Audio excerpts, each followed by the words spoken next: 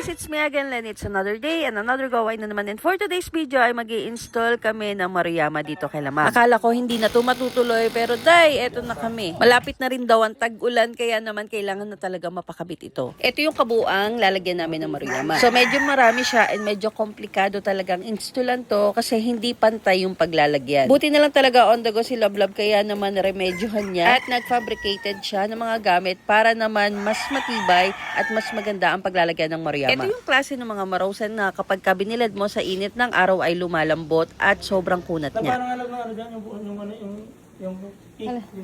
Letter T. Ganda ko yung mga kuha sa akin para astig. Tala, wala akong shade. Kunin ko daw ang shades ni Mr. Shades. Init ah. Grabe, sobrang init. Ito na yung shades ni Mr. Shades. Init. Nilad muna namin yung Maruyama para lumambot siya. Ayan. Ayan yung isa. Bali, itong kabuang ito ang lalagyan. Love. Sila ito ang pleto yan. Hindi sana bumalik yung pagkagwapo natin sa salamin. Yun lang. Ano yan eh, kulang pag walang ganyan eh. Kaya nga ito, 59. Pinakamagaling na installer sa lahat ng installer. Parang ang payat mo dito sa video, love. Sayang, hindi ito mga mangga. Nagkakasila yan eh. Pagbangilit ng mata ko sa namin yung mangga. Kasi yung clip. Lamang clip. Meron, clip. Yan, nagdadala dyan ko yung shade. Hindi mo ka din siguro. Kailangan ito yung vlog ito eh. Baka tayo yayaman sa vlogging. Makapunta akong ano. Yumaman bago magpapakinis na rin ako na. Patay tayo niya. Ayun ba? Mamimigay naman ako kuya, hindi mo na ako magdadamot. Ayun nga eh. Pag may excess. Pag may excess. Patay tayo dyan. Love drill. Assistant dito si Mr. Shades eh. Ayaw. Bakit mo kasusuba? Hindi naman.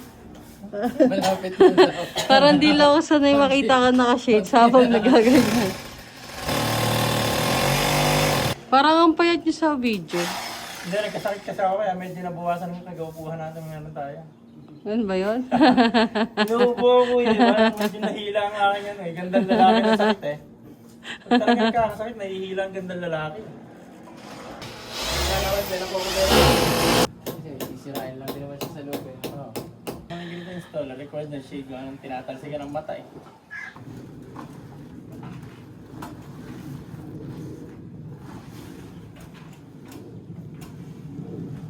Yan, sakto.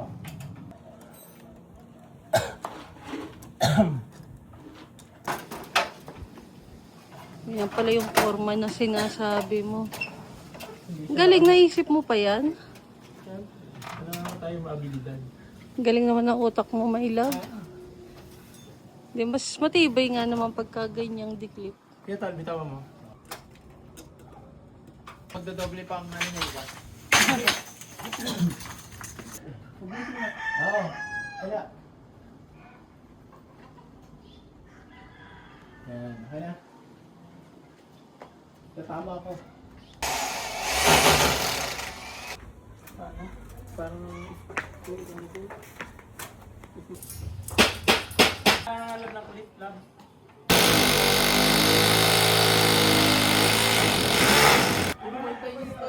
Balita ko lang hindi na parang may permit na daw.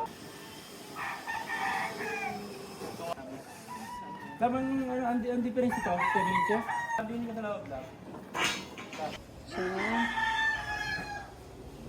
dalawa.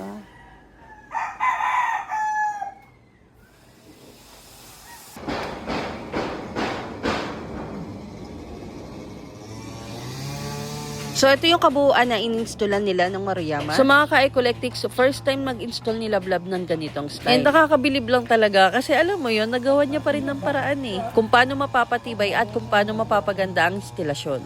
Alam ko medyo ramdam na nila yung pagod dyan kasi dahil sobrang gaan talaga ng isang piraso ng marosa na to. Tapos sumasabay pa yung init ng panahon. Kaya kung mapapansin nyo mga ka-Ecolectives, kahit ganito na yung pamumuhay namin, patuloy pa rin kaming nagsisikap talaga. Dapat tuloy-tuloy lang, bawal mapagod pero pwede namang magpahinga. Tala sa abroad din ang mumuti tayo. Oo. Sabaran pa. Pag sa Pinas, Nagiging danggit eh. Pag dito. Labo.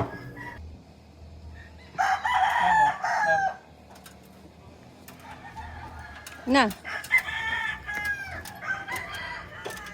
Akala namin matatapos namin to maghapon pero dahil hindi pala kaya. And dahil sa mga gantong sitwasyon ko talaga naaasahan si Lablab, siya talaga nagre-remedyo sa lahat ng bagay. Hindi sana nahirapan pa akong installan yung kung mahirap. Sa West Grove. Hindi ko maganda naman namin yung pamamalakad. Kung hindi naman po nakakawar gabyado kunyari, ibig sabihin talagang pakikinggan mo na mami.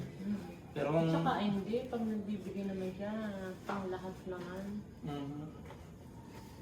Kasi walang pinipili, ano po mami. Maganda ako naman ang estado ng buhay. Kaya lang, siyempre, kagaya ko, nagkamanugang ako ng meron, ay iba-iba. Hindi naman ikakaila kung bakit magaganda rin mami ang anak. Kasi siyempre, magaganda rin naman mami yung ano eh, mga mami eh. May pagdududa sa akin si ate. Gigil na gigil. Hindi naman lalaki ko kung gaano kalaki. Ay, ang laki. Yung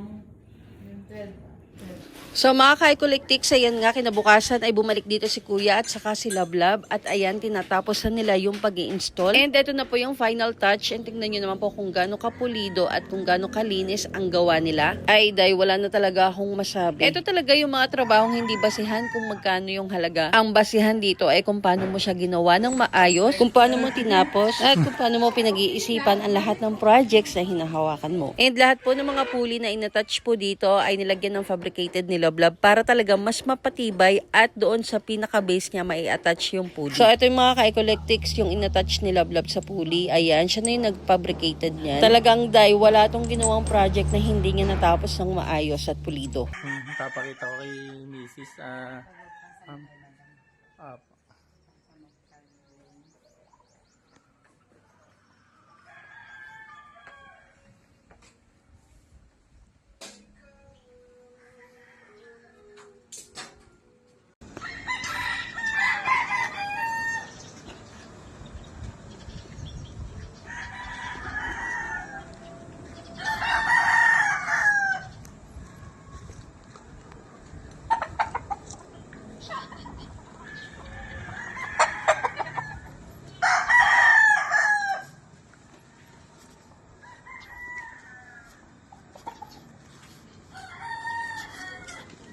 Ano makikita?